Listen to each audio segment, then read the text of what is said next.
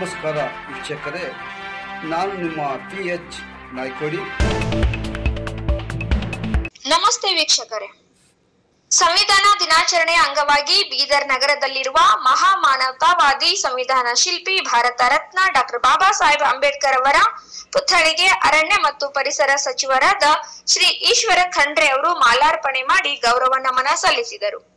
ಈ ಸಂದರ್ಭದಲ್ಲಿ ಮಾತನಾಡಿದ ಅವರು, ಡಾಕ್ಟರ್ BR ಅಂಬೇಡ್ಕರ್ ಅವರು ನೀಡಿದ ನ್ಯಾಯ, ಸಮಾನತೆ, ಸ್ವಾತಂತ್ರ್ಯ ಮತ್ತು ಭ್ರಾತೃತ್ವದ ಮೌಲ್ಯಗಳು ನಮ್ಮ ದೇಶದ ಪ್ರಗತಿಯ ಆಧಾರವಾಗಿವೆ ಎಂದು ಹೇಳಿದರು. ಸಂವಿಧಾನದ ಆತ್ಮವನ್ನು ಕಾಪಾಡುವುದು ಪ್ರತಿಯೊಬ್ಬ ನಾಗರಿಕನ ಕರ್ತವ್ಯ ಎಂದು ಅವರು ಕರೆ ನೀಡಿದರು.